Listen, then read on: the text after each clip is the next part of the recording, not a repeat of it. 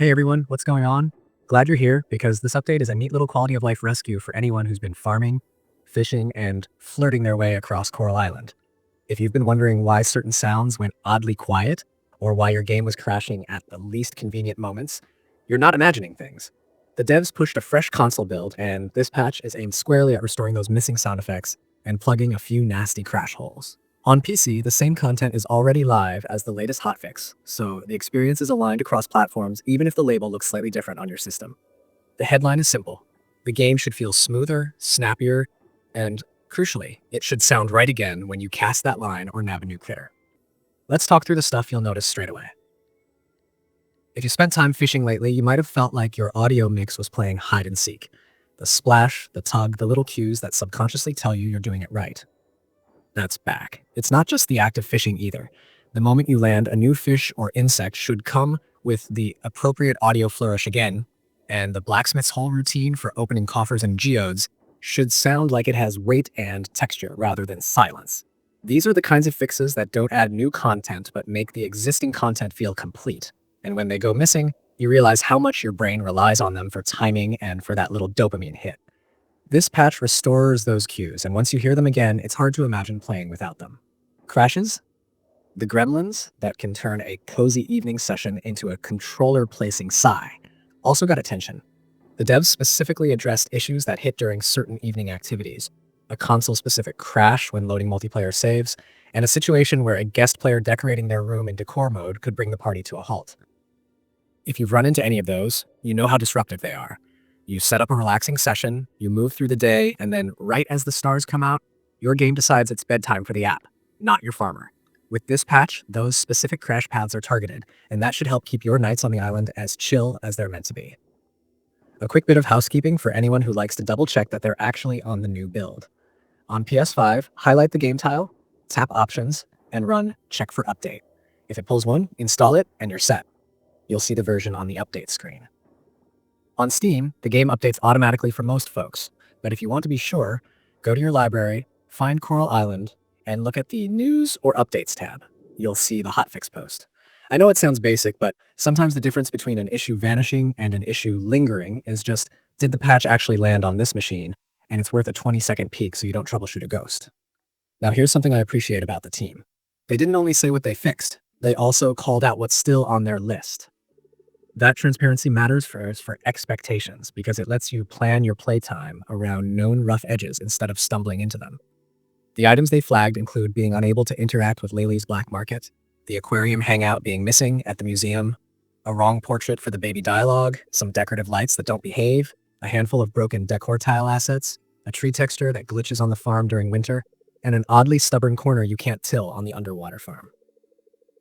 If any of those sound familiar, you're not alone. They're acknowledged, and they're in the pipeline for a future fix. In practical terms, if Lily's spot is critical to your plan for the night, maybe pivot to a different task chain until the next hotfix rolls out. It's better than banging your head against something the devs already know needs a code side tweak. While we're on practical tips, let's cover a few quick things that help you get the most out of this patch. First, after installing it, do a full relaunch of the game. On console, that means closing the app, not just suspending it. On PC, actually quit to desktop and reopen. Occasionally, audio systems or asset streaming behave better when they're reinitialized from a clean boot than fewer, and if you are one of the folks affected by the missing SFX bug, you want to make sure the new files and new hooks are fully loaded. Second, if you're in a co-op routine, let your group know to update before you all jump into a session. A desynced environment can create symptoms that look like bugs when it's really just version mismatch. Finally, if you are using any workarounds for those evening crashes, like trying to avoid certain activities or timing your saves differently, feel free to go back to your normal flow and see how it behaves. The whole point here is to make end-of-day gameplay dependable again. Let's talk feel, because that's the real story with an audio-focused hotfix. Sound isn't just garnish, it's feedback, pacing, even a form of guidance. When you're fishing, that little pull or the real whir helps your hands sync with the minigame. When you capture a new bug, the sound punctuates the newness, so your brain logs it as a moment. When the blacksmith cracks open a coffer, the clink and crumble basically tell you, hey, pay attention to what dropped. Losing those cues can make the game feel flatter than it actually is, like you're watching a TV show with the sound half muted. The patch brings that dimensionality back. Your loops feel more tactile because your ears are back in the conversation with your hands and eyes. That's a fancy way to say it's just nicer to play again. One question you might have is whether this patch changes anything about your existing save or your current progress. Hotfixes like this generally aim to be non-invasive. They adjust code paths for audio triggers and stability without touching your crops, relationships, or inventory. If you had a quest chain in progress, you should be able to pick it up right where you left off. The exceptions are the known issues the team already listed. If you're stuck on something that requires the black market or the aquarium hangout, that's not going to suddenly unlock with this particular hotfix. It's just on the short list for the next one.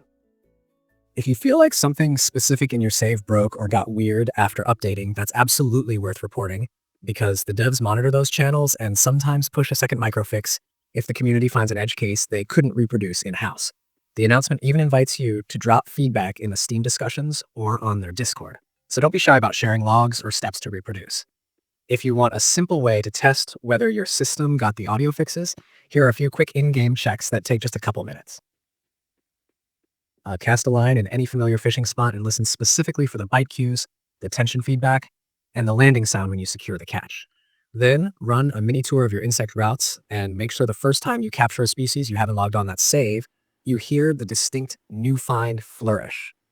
After that, swing by the blacksmith with a coffer or a geode and pay attention to that break and reveal moment. If all three feel present and correct, your install is behaving exactly as intended and you can move on with your day.